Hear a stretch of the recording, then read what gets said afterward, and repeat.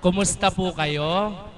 Mabuti po. Sino po yung mga nagsilakas sa pagsasayaw? Sa pagpupuri sa ating buhay na Diyos. Amen po ba? Nakakapagod po ba? Masarap po ba sa pakiramdam? Malakas po ba ang pandama? Dahil po, hindi tao ang sinayawan nyo, di tao ang inawitan nyo, at di tao ang pinapurihan nyo, kundi Diyos na totoo. Palakpakan po natin ang ating Panginoon.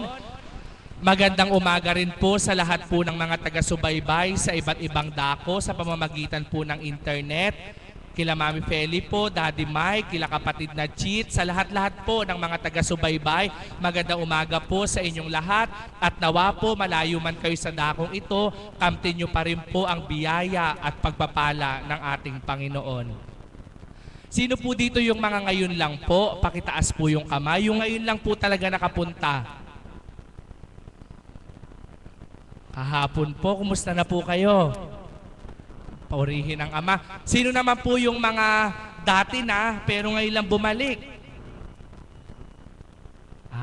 Sino naman po yung dati na pero araw-araw naririto? Purihin ang Diyos. Palakpakan po natin ang ating Panginoon. Alam nyo po mga kapatid, yung mga ginagawa nyo pong araw-araw na pagpunta sa dakong ito, wala pong masasayang. Yung araw-araw po na pagtungo nyo sa banal na dakong ito, walang masasayang. Amen po ba? Sa isa pong nag-aalkansya, hulog ng hulog. Sa bawat araw, piso, 2, 3, 5, di niya namamalayan pag kailangan na niya. Puno na pala at magagamit na niya. Mga kapatid, ang pagtungo nyo po sa dakong ito sa bawat araw, kala po ng tao ay walang pakinabang. Subalit kung buo sa puso ninyo ang katapatan at pananalig na lubusan, di nyo namamalayan sa oras na kailangan. Marami na pala kayong naipon at naimbak sa ating Panginoon. Amen po ba? Napakarami po nating mga biyaya at pagpapala na dapat pong ipagpasalamat sa ating Panginoon. Tama po ba yon? Minsan po pagka po mayroon tayong mga kapatid na tinatawagan upang magbahagi sa harapan, meron pong mga kapatid tayo na tumatanggi, meron po tayong mga kapatid na nahihiya, meron po tayong mga kapatid na nag-aalilangan at nag-aatubili. Wag po, sapagkat ang ating pong Panginoon sa dami po ng mga biyaya at pagpapala na ating nakakamtan, ito po ay isang kaparaanan upang siya'y ating mapasalamatan. Amen po ba? Ba't po sa tao, halimbawa, pinautang ka ni Maria? Kukwento mo kagad sa kasama mo. Alam mo ba, pinautang ako ni Maria?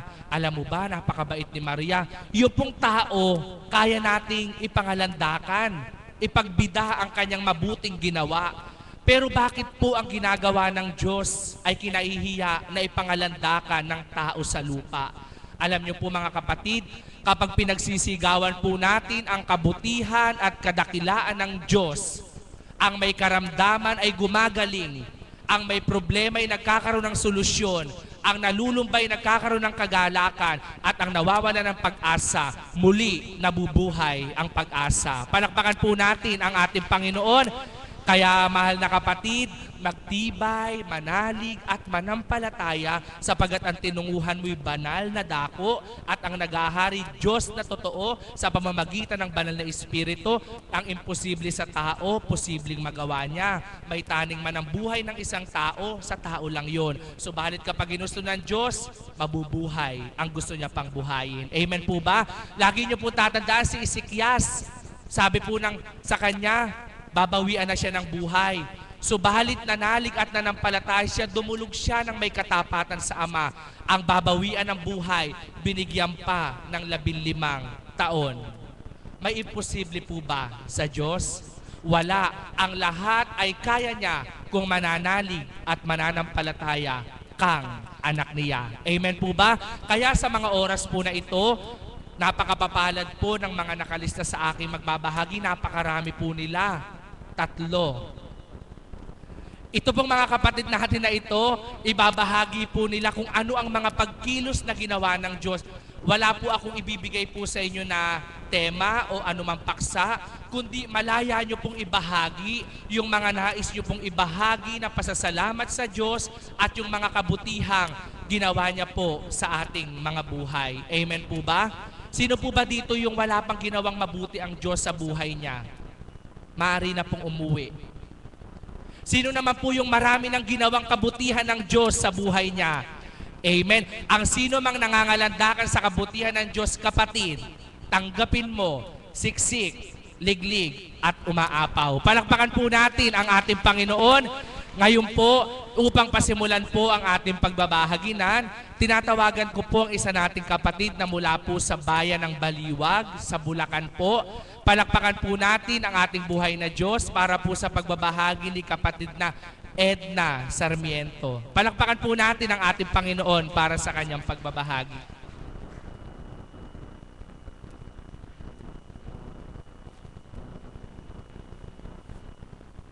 Buhay po ba ang Diyos? Kalawang beses pa lang po ako na nakatindig dito sa harapan. At salamat po sa Diyos dahil binigyan po niya ulit ako ng pagkakataon na makapag-share. Kasi nung unang pagbabahagi ko po, baka hindi po naintindihan ng iba dahil ang luha ko po ay tuloy-tuloy. Subalit ngayon sabi ko sa Ama, patnubayan mo po ako na maibahagi ko po yung kadakilaan na ginawa mo po sa buhay ko. Buhat po nung nakarating po ako sa banal na dambanang ito.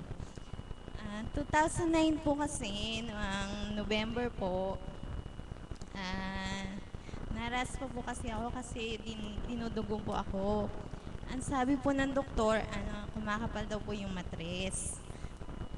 Buhat po ng na-hospital po, December, hindi na po naging maayos yung pakiramdam ko. Para po bang nawawala na ako sa sarili ko. Parang hindi na po makakain, hindi na po makatulog, ninenervyos. Ganun po yung nararamdaman.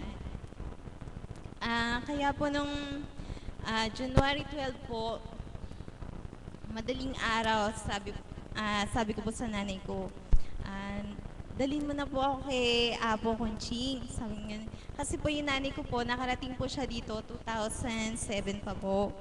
Pero nung mga panahon po na nagpupunta siya dito, hindi po ako nakasama kahit minsan at hindi ko po alam yung gawain.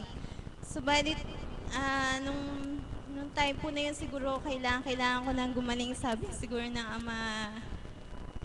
Paraan po niya yon na tinawag po niya ako na pumunta po dito sa banal na lugar na ito. Kaya sinamahan po niya ako kay Tita Christy po, yung taga Sabang po, na isa pong alagad. Buhat po nung pagdating ko po dito, iba na po yung pakiramdam ko. Nung pagbibendisyon po ng mahal na Apo, pagkatapos po niya akong bendisyonan, ang luha ko po, sobrang tuloy-tuloy, maagos yung luha. Kasi po naramdaman ko po nung araw pa lang na yon na dito po ako gagaling. Kaya sabi po ng mahal na Apo, kailangan ko magbanyos. Nagbanyos po ako ng 9 na araw.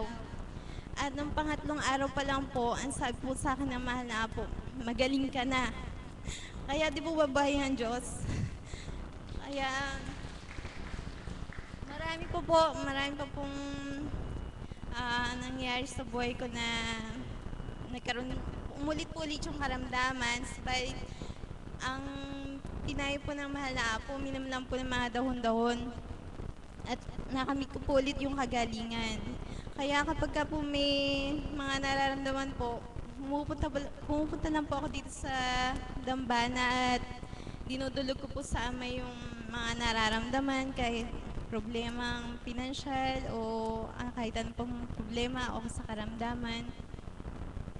Basta po nananalig lang po na nadidiringin po ng Ama lahat ng pangailangan po. At sa dating buhay po kasi, punong-puno po ako ng takot.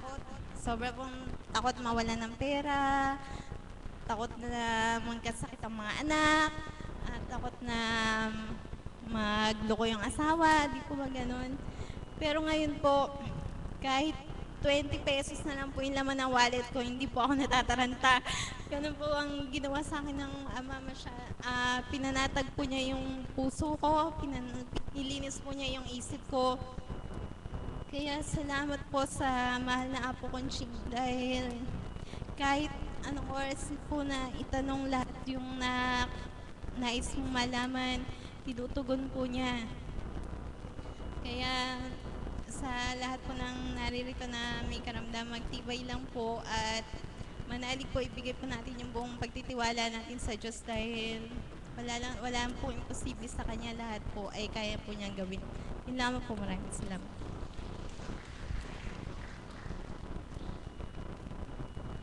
Maraming salamat po, mahal na kapatid. Patunay lamang po na ang sinumang anak ng Ama na lubusan at malalim ang paniniwala at pagtitiwala sa Kanya, walang hindi kakamtin siya para sa ikabubuti ng bawat anak ng Ama. Amen po ba? Ang marami pong mga takot, marami pong mga pangamba, maraming mga pag-aalala sa buhay, wala pong makakapagtanggal niyan at wala pong makapag-aalis niyan. Maliban lamang po kung tatanggapin natin sa ating puso at isip ang ating Panginoon. Amen po ba? At mapalad po tayo na sa dakong ito upang ganap po nating maramdaman ang kapanatagan at kapayapaang ito. Naririto at kasama natin ang kanyang banal na espiritu sa katauhan ng ating minamahal na Apo Conching. Amen po ba? Napakapalad po natin mga kapatid. Alam nyo po, napakarami pong mga nagmimithi na makapunta po sa dakong ito. Sa pagpunta po nila dito, kailangan pa po nilang gumamit po ng sakayan po na eroplano, may magbabarko, may malayong biyahe, nagugugol ng malaking salapi. Subalit tayo po, tricycle, jeep, van, kung ano-ano man, karampot lamang po. Kaya wag po nating sayangin ang bawat pagkakataon na tayo po'y nakatutungo sa dakong ito sapagkat tulad po ng sinabi ko, lahat po ng sakripisyo natin na pagtungo sa banal na dakong ito, walang masasayang kailanman. At take note po, kapag tayo po ay nagtiwala, naniwala at nanalig sa dakong ito, di lang po tayo ang makikinabang, kundi maging ating mga mahal sa buhay. Amen po ba? Sapagkat ang pangako ng ating Panginoon, sino mang nagtiwala at naniwala sa akin, siya'y aking pagpapalain hanggang kanyang apuhan. Palakpakan po natin ang ating Panginoon. At ang ikalawa naman pong magbabahagi mula po sa medyo malayo pong lugar, mula po sa bahay pare. Palakpakan po natin ang ating kapatid na Marlene de la Cruz.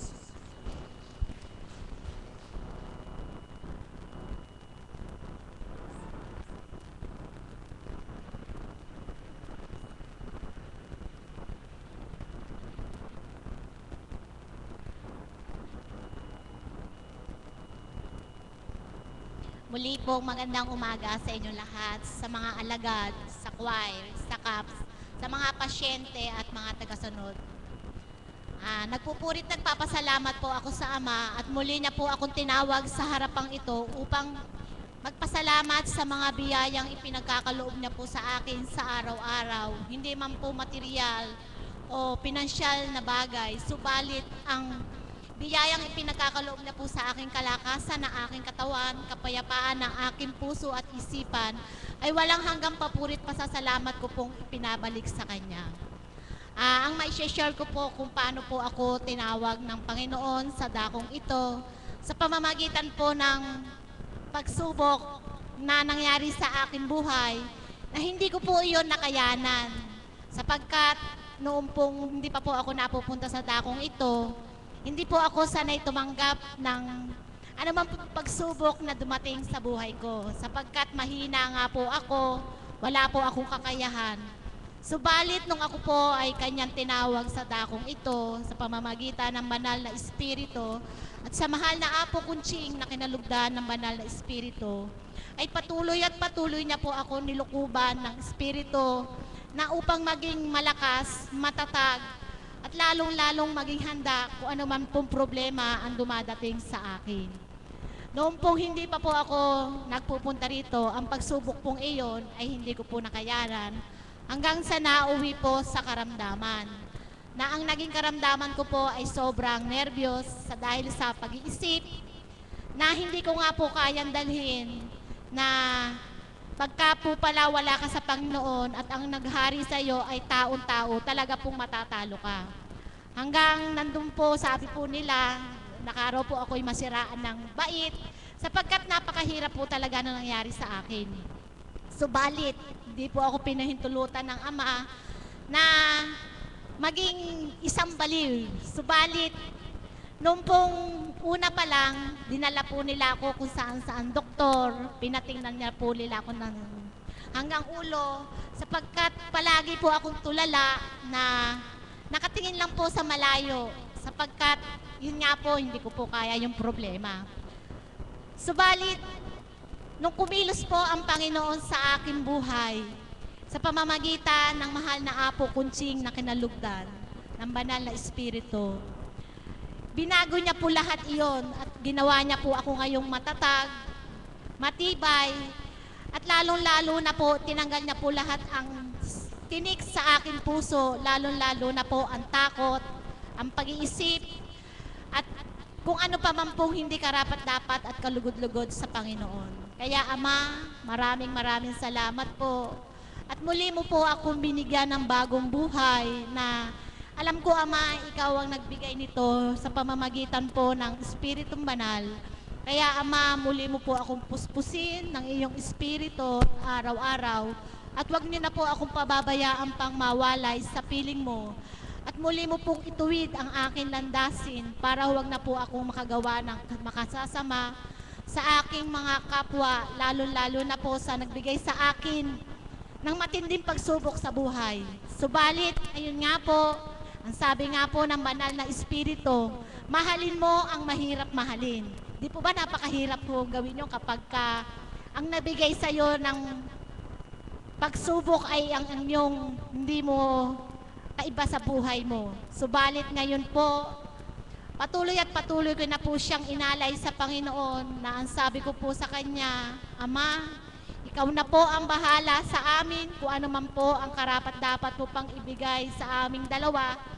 At kung kami po ay karapat-dapat mo pang pagsamahin, ikaw po ang manguna at maghari sa akin.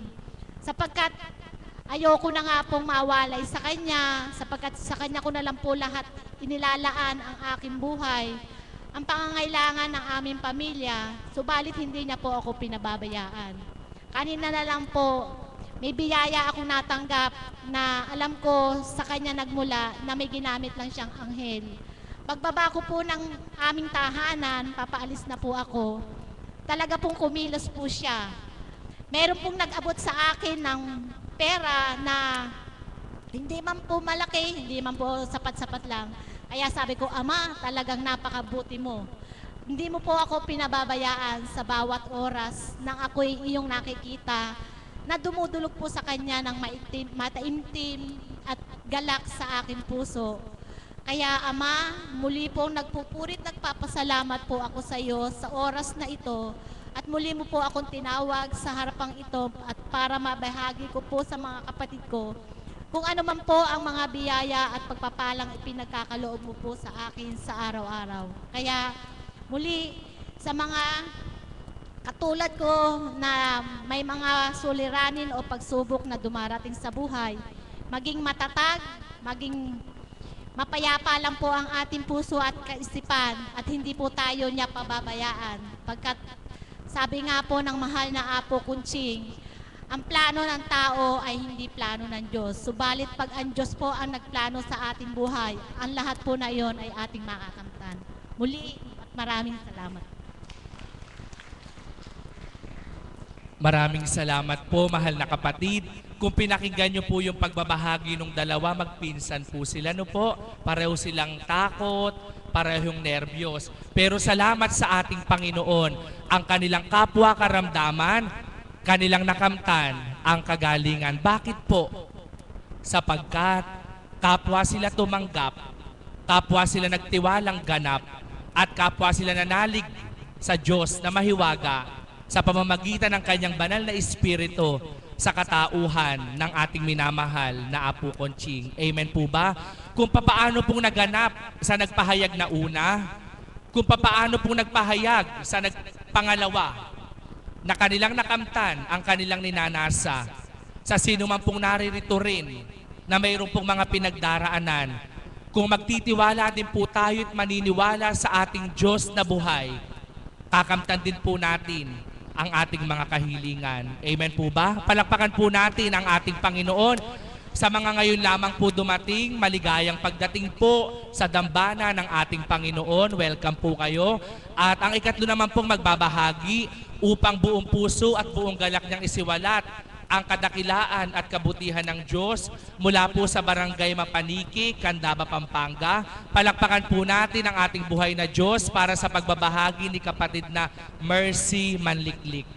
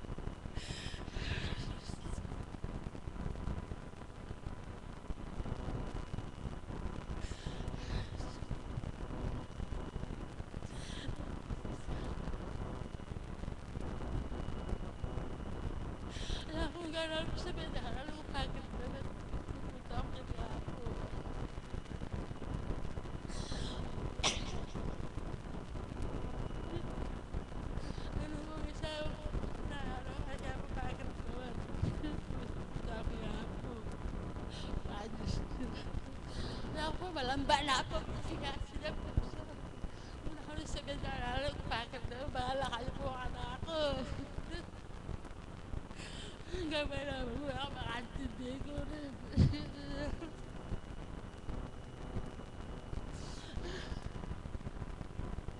Nakapasalamat ako, napasalamat, napatawaran na po ang pamilya ko.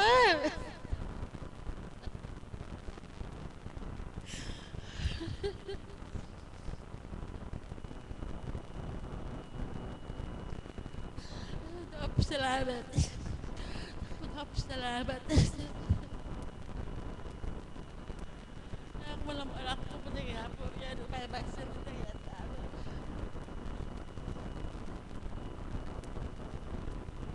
Maraming salamat po, mahal na kapatid. Kapampangan po kasi sila, no po, Kapampangan. Kaya yung pong mga Tagalog, di nyo po talaga maiintindihan.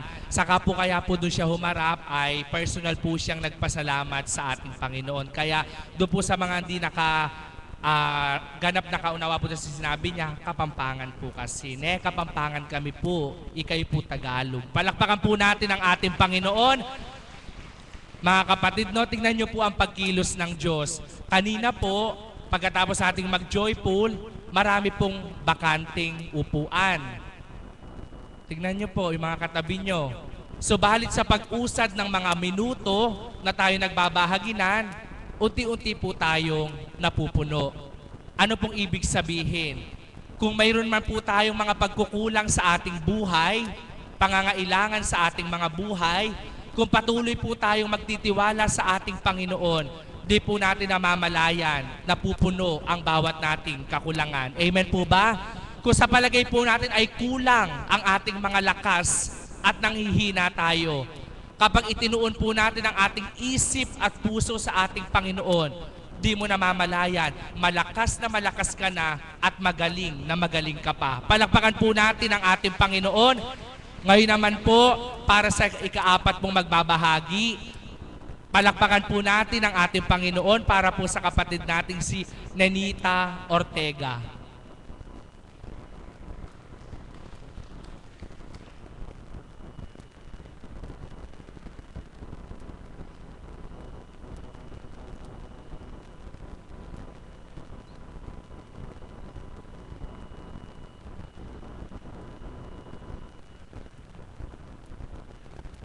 Magandang umaga po sa inyong lahat.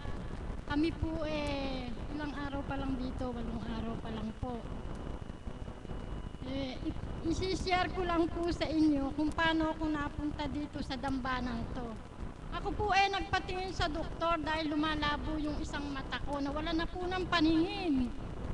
Ang ginawa ko po, nagpunta ako sa doktor sa Sabang sa ENT, binigyan po ako ng pamata. Yung pulmer po, nakikita ko lang mga itim-itim. Nung patakan ko po, nawala na unabis ang nakikita ko. Puro itim na lang po, puti sa malayo.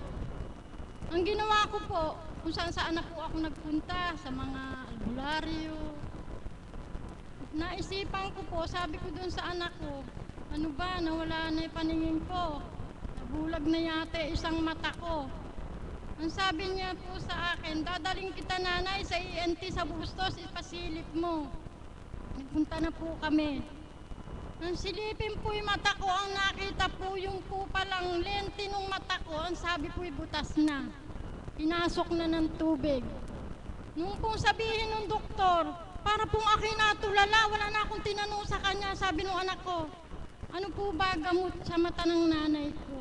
Wala na, operasyon na lang. Magkano naman po? Pumunta kayo sa Medical City, 150,000. Wala naman po akong 150,000. Ngayon po, ang ginawa po namin, lumuwas kami ng Manila. Nagpunta po kami ng PGH. Meron po kami nilapitan, di na kami pumila, natingnan na po ako kaagad.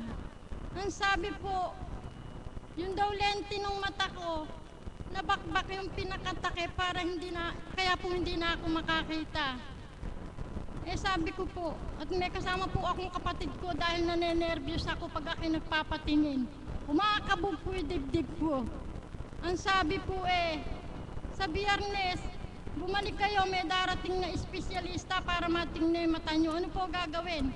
Pag-aaralan namin kung paano ibabalik yung nabakbak dun sa mata mo. Miyerkules po, kinabukasan, dito na po ako nagpunta, hindi na po ako bumalik ng Manila. Hindi ko na po pinuntahin espesyalista. Sabi ko po rin sa ama ko, Ama, pupunta ako dun sa kay Apong Kunching. Kasi mali mo yung himala ng Panginoon. Daigang pinag-aralan ng tao, hindi po ba totoo? Alam niyo po, nung Biyernes po, dinalang kami ng kanin ng kapatid ko sa PGH. Wala po kami. Andito po kami. Nag-text po yung kapatid ko, sabi, halika dito, akong gagasta ng operasyon mo, sabi sa akin. Alam niyo po, isinagot ko, sabi ko, bahala na si Lord. Siguro naman, hindi niya ako pababayaang mabulag. Alam niyo po, yung itong isang mata ko, nakikita ko na po, medyo malabo lang yung malalayo na yan. Dati po, ang nakikita ko lang sa malayo, liwanag, sa malapit, dilim. Ngayon po, nakikita ko na ang mga design ng kung ano. Hindi pa lang po ganap na talagang maliwanag, pero malaki na po ipinagbago. Napakadakila po ng Diyos. Alam niyo po, ako hindi nagsasalita sa ganitong maraming tao, nahihiya po ako. Pero gusto siguro ng Panginoon ipahayag ko yung ginawa niya sa akin. Kaya ako po'y lubusang nagpapasalamat sa Panginoon. At alam kong patuloy ang ibibigay niya sa akin kagalingan. Maraming salamat.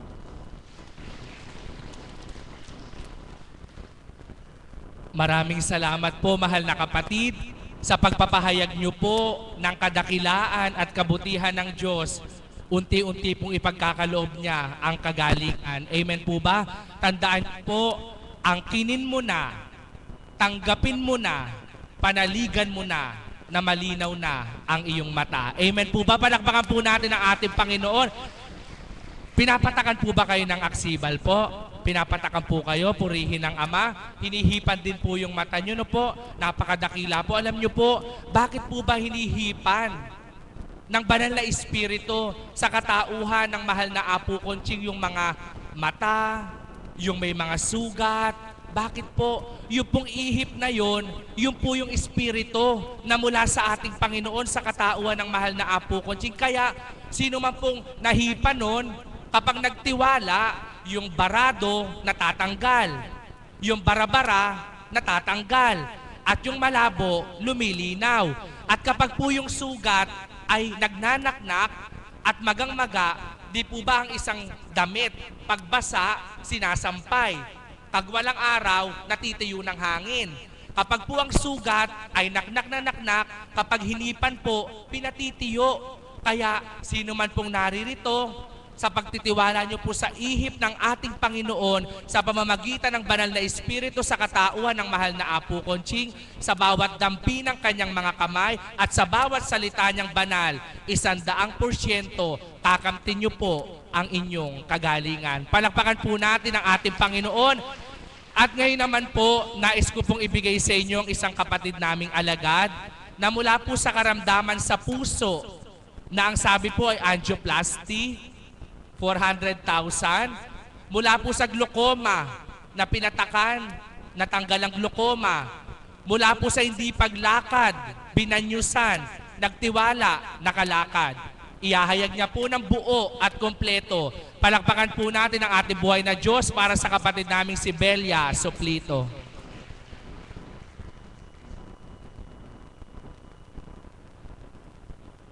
Magandang umaga po, Ama. Papurit at salamat po sa umagang ito. Sa kadakilaan mo ng aking pagtungo dito ay nalutas lahat ang aking problema, ang aking karamdaman mula sa iyo pinagaling.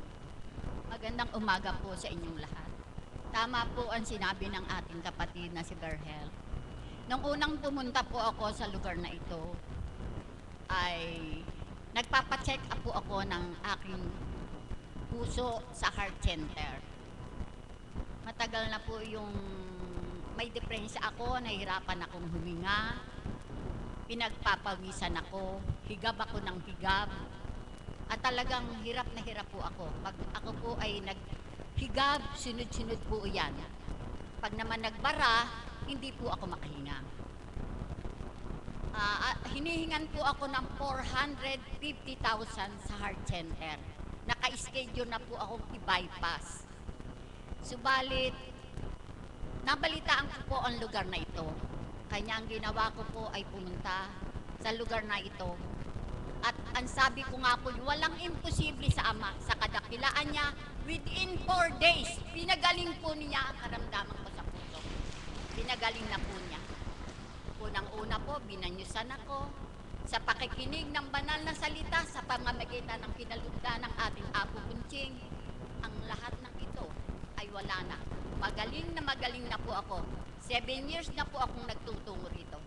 Pinaling po ako ng ama. Kanya, isa pa po, yung mata, narinig ko sa aking kapatid. Ito po ay nagkaroon ng glaucoma. Ang sabi rin po ng doktor ay, i-laser. Hindi po ako nagpa-laser. Ang sabi ko po sa doktor, babalik na lamang po ako.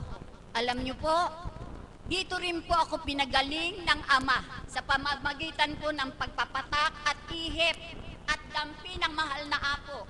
Yun nga po, pinagaling po ako. Wala na po akong glaucoma ngayon. Nakababasa na po ako ng Bible. Pag kami may vigil, kitang-kita ko na po iyon. Dati po, hirap akong magbasa. Hindi ko nakikita ang mga letra. Ngayon po, nakababasa na ako.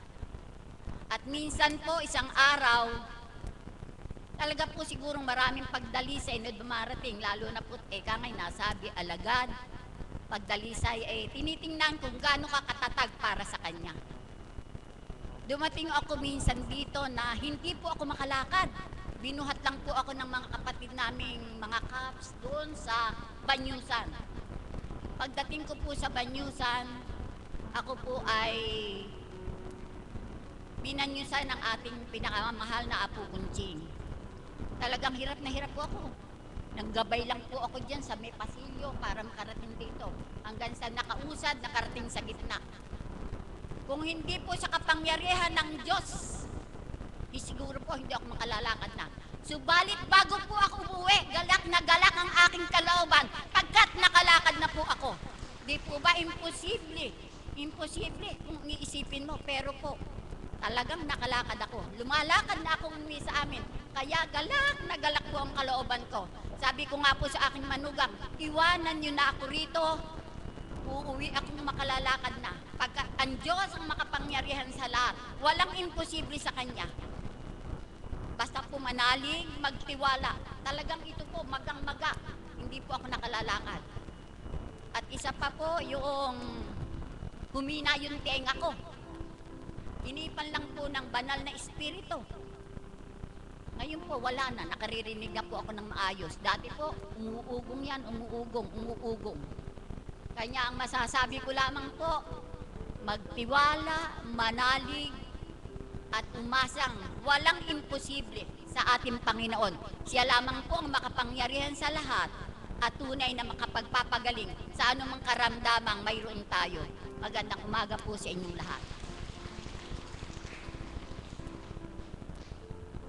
Maraming salamat po, kapatid na Belia. Kadami po, no po. Mata, puso, hita, tenga, 4 na karamdaman. Isa lang ang naging solusyon.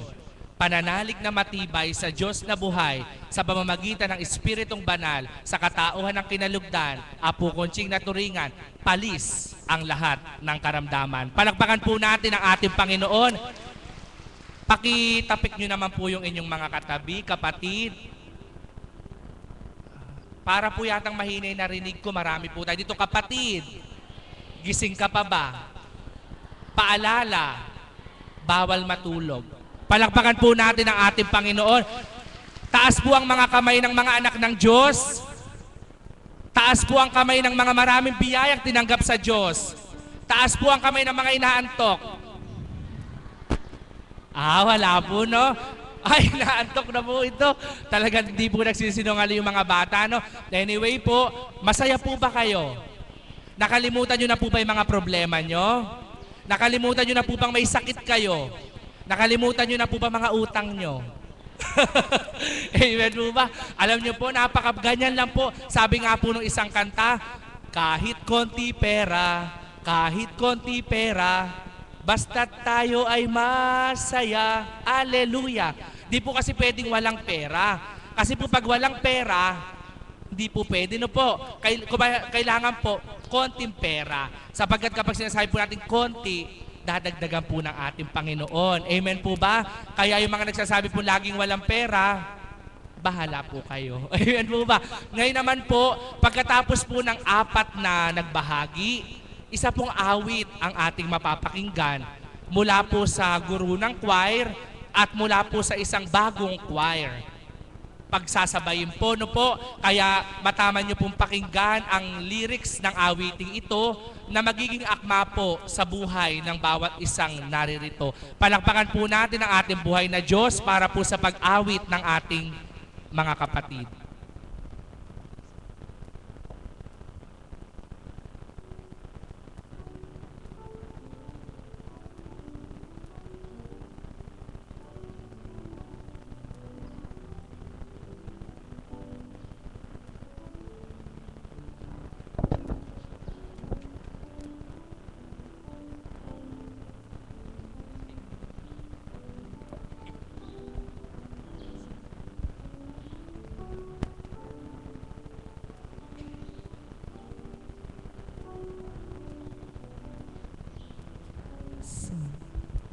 Hello, buhay po ba ang Diyos? Siyempre, laging buhay ang Diyos. Ano po? Kaya kailangan huwag tayong nakahalukip-kip na, matamlay pa. Ano po? Kailangan, nakaganyan ka man, masaya mukha. Ano po? Kasi lahat naman tayo, huwag niyo sabihin na, si Gloria siguro, walang problema. Kaya pag tayo dun, humahagalpak pa ng tawa. Hindi po. Pere-pareho po tayo. Iba-iba nga lang tayo ng dinadala sa buhay. Kanya-kanya, kaya katulad ni Ateng, nakahalukip-kip, kailangan nakangiti. Hindi naman po kayo bungi, may postiso naman. Kaya kailangan nakasmile. Ayan si best friend, araw-araw, lagi nandito. Di ba? Si Tatang Erning, araw-araw, walang palya yan. Napakabuti po ng Panginoon, katulad nga lagi ko sinasabi, mentras nadadagdagan yung ating kway. Hello, ayun. Galak na galak ako, di po ba? Sapagkat sa pagbabahagi ng ating Panginoon, ito po ngayon si kapatid na Marilyn. Alam niyo po, hindi niyo po na itatanong dahil hindi niyo naman po talaga itatanong. Bata pa po hindi naman po batang-bata. High school, High school. Nung pong high school po kasi po, kukwento ko po sa inyo, konti lang naman. Nagbabalibol po kami doon sa may amin. Nakita ko po siya. Payat pa po siya noon. Sexy at maputi. Ngayon po, nakita ko po siyempre po may potential. Hindi po ako yung manager dahil wala naman po akong sweldo. Siguro po yung kung ano yun para mang talent scout. Ayun, nakita ko po siya. Pinuntahan ko po sila sa kanila. Sabi ko po, dadalhin ko siya sa kaibigan ko, sa best friend ko po kay Carol Santiago sa Baliwag. Yung pong sa Quintaro po dahil best friend ko po yun. Datnan ko po sila mag-ina, nagkukutuhan. Nagkukutuhan sila, ganyan. Siyempre po, dahil may potential naman siya, sinama ko po siya ron. Hanggang sa kalooban ng Panginoon na nakagagalak ng puso na nagamit din ako sa kanyang buhay. Kaya ngayon, masigit pa akong nagalak nung makita ko siya na umaawit, kumakanta ng Antanging Alay Ko. Sabi ko, Panginoon, napakabuti mo. Sadyang kami lahat ay inakay mo sa dakong ito. Kaya ngayon po, bilang isang miyembro ng choir, narito sa inyong lahat. Magandang umaga po sa inyo lahat. Totoo po yung sinabi ni Mahal na Guro. Isa po siya sa naging dahilan kung bakit po ako naging ganito. Nakapagtrabaho po ako unang trabaho ko po, siya po talaga yung nag-akay sa akin. Hanggang sa nakapag-abroad po ako, nang dahil din po sa kanya. Kung di po dahil sa kanya, baka po maaga akong nag-asawa. Baka yung po mga anak ko talagang mga high school na din po. Kaya po nagpapasalamat po ako sa kanya at sa ating mahal na Panginoon na inakay din po niya ako para po maglingkod na kahit po sa aking tinig man lang ay makapaglingkod po ako sa ating Ama. Salamat po. Kaya po, sa totoo lang sabi ko nga nung i-text ko siya, ito na yung tamang panahon. Pinahintulutan tayo ng Panginoon sa buhay natin sa libutan. Habang sila po ng aking mga kaibigan, pati siya ay nasa abroad, at doon po ay masayang masaya, ako naman po dito dinala ng Ama sa simbahan. Talagang hindi po niya ako pinaalis. Talagang dito niya ako itinalaga. Maglingkod sa Kanya. Subalit sa tamang panahon, inakay sila. Kaya salamat sa Diyos, nawa kapatid, mapagtagumpayan mo sapagkat ang kumilala sa Diyos at maglingkod ay hindi biro, kundi pasimula pa lamang ng pakikibaka natin sa buhay. Hindi komot na kilala natin ang Panginoon lagi na lang tayong masaya. Dahil kung minsan mas marami yung lumbay, subalit lumbay para sa ikapagtitibay, ikalalalim ng iyong pananampalataya. Sapagkat sabi ko nga, kung sa kapanahunan ngayon, nangyari sa akin yung ganito at wala ako sa Panginoon, baka po ako nanghuhulong tutubirya sa gilid-gilid. Pero napakabuti, napakadakila niya. Ginawa niyang maaliwalas ang aking kaisipan, mayroon akong tatag at may pananalig sa Diyos na kailanman hindi niya ako pababayaan. Kaya po itong awit na ito, inaandog po namin sa inyo lahat kay Mother, paborito niya kasi ito Si Mother Marisa, andyan. Si Madam Beth, yan ang aking mga talaga namang kagabi nga, bala ko i-text si Madam kaso hindi siguro kalooban. Si kapatid ni Irene at sa kanyang kabiyak ng puso, sa inyong lahat, sa mga choir, para po sa inyo ang awit namin ito.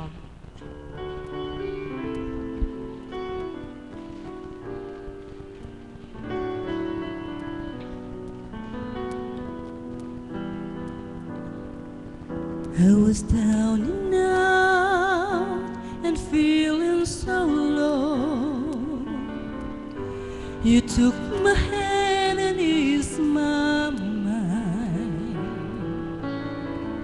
I was astray, you showed me the way. Now I finally found my home in you. I still recall the times I've been through, confused and didn't know what to do. I almost gave up, but you gave me hope. You made me strong as the days went on. You made me live again. I was lost in the dark with my lonely broken heart. Then you came along, you took me home and made me your own.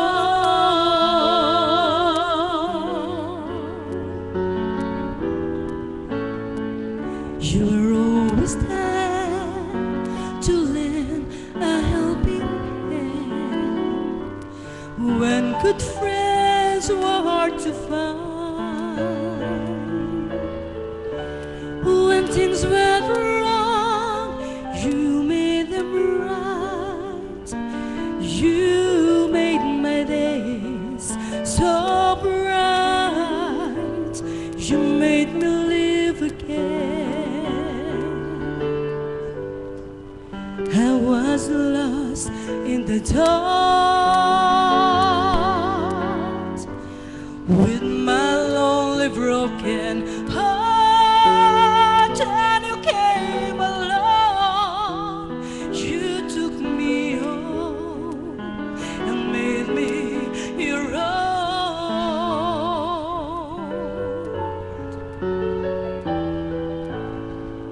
Now look at me, yes, a different me, back on my feet again. I'm not afraid to face the world again, 'cause you taught me how to be strong. You made me live again.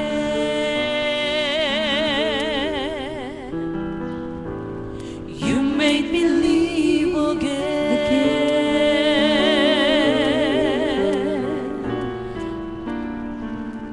Maraming salamat po. Salamat po.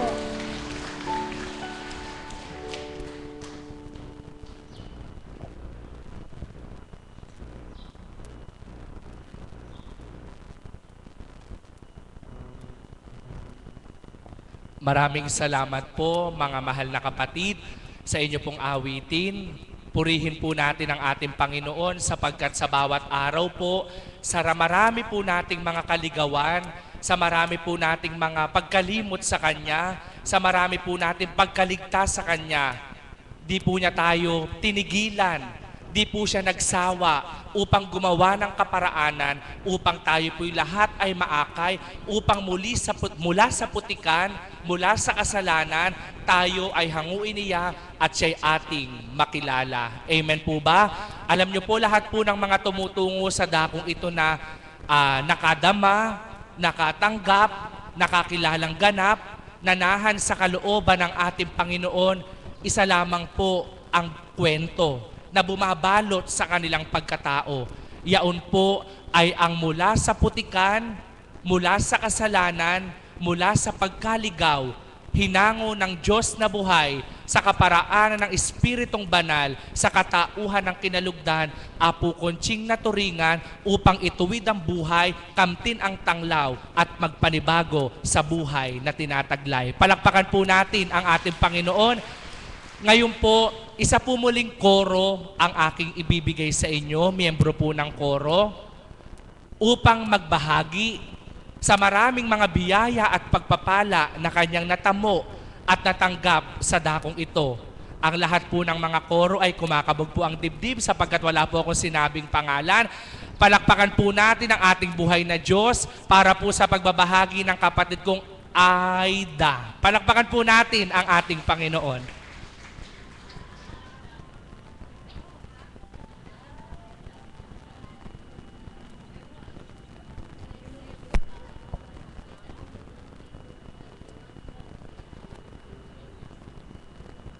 Magandang umaga po sa inyong lahat. Buhay na buhay po talaga ang Diyos.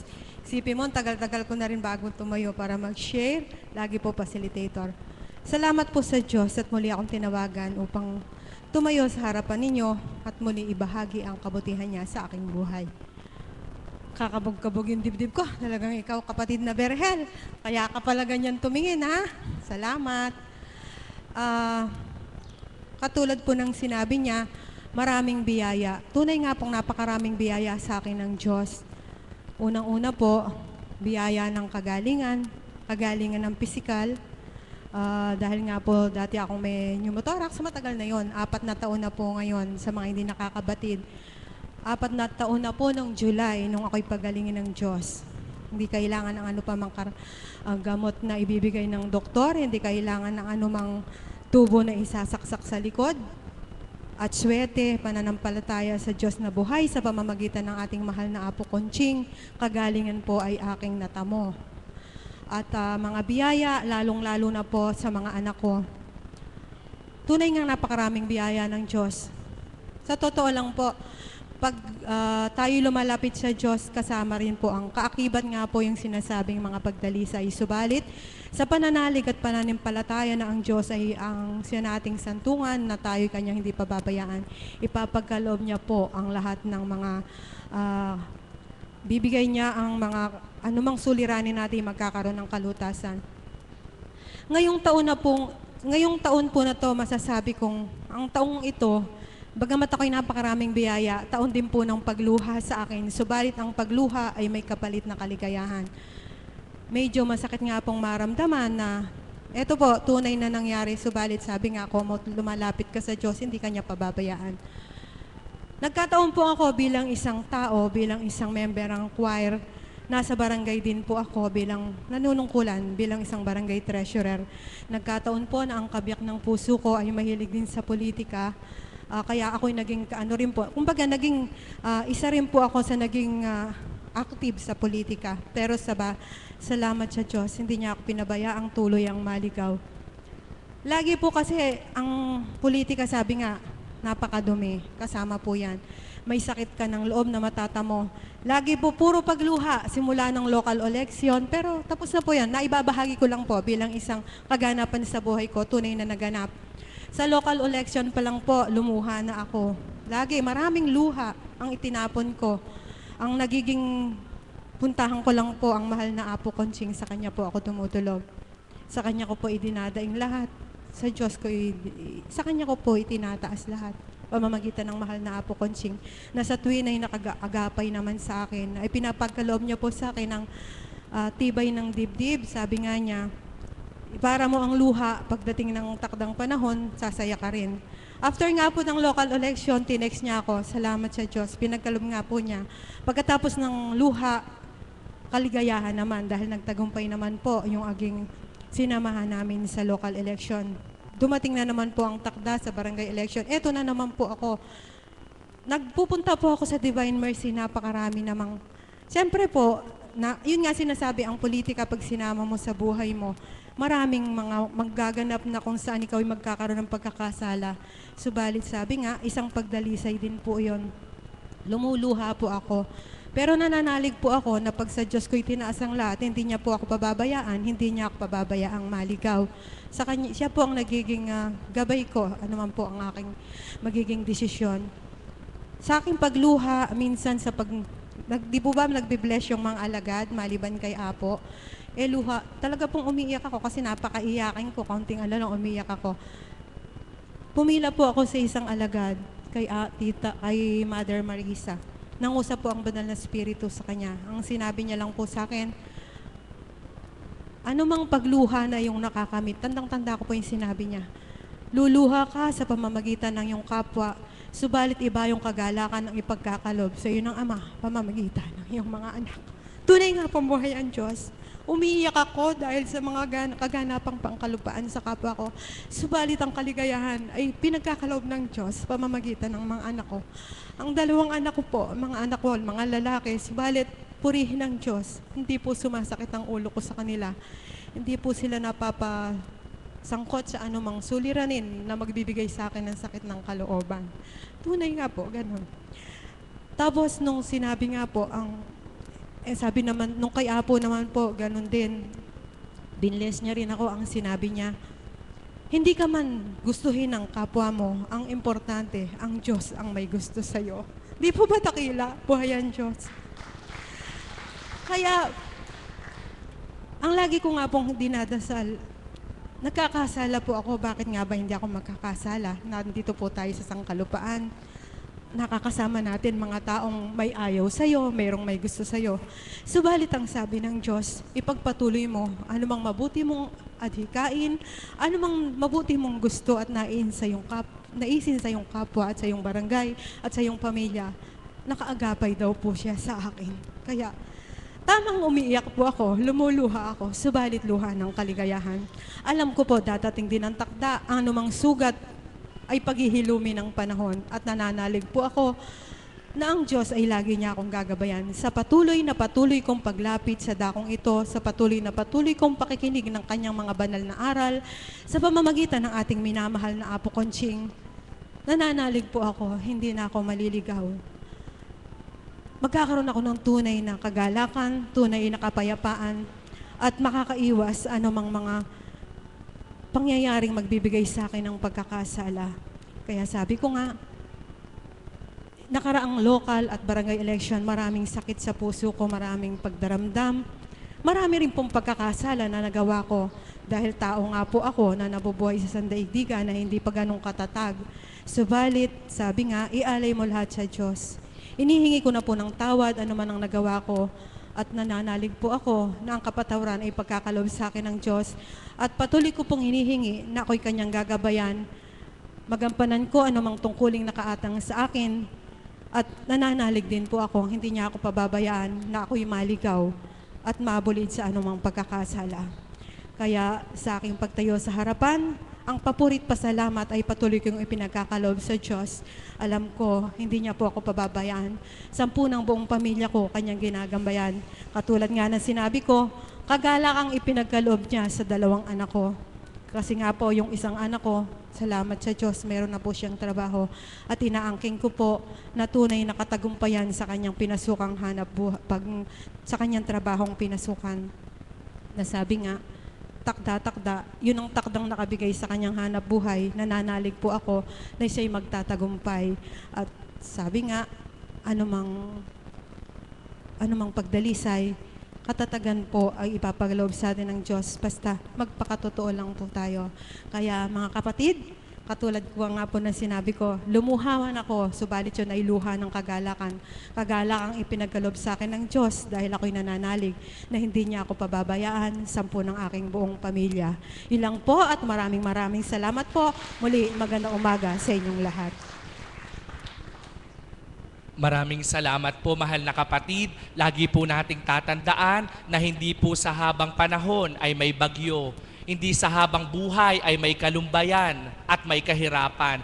Kapag tinanggap natin ang Diyos sa ating mga buhay, kalumbay ay magiging kagalakan, kahirapay magiging kaginhawahan. Lagi din po nating tatandaan na hindi sa buong maghapon at magdamag ay gabi, kundi darating din ang umaga bilang tanda ng bukang liwayway at tuwirang pag-asa. At mapalad po tayo sa dakong ito, may isang Apo Konching na dinadaluyan ng banal na Espiritu na sa bawat niyang salita, bilang banal na niluluwal sa lupa, ang taong tumanggap na lubha, pag-asa'y mabubuhay, kagalakay mananamnam, at ang buhay ay makakayanan. Magsitayo po ang lahat,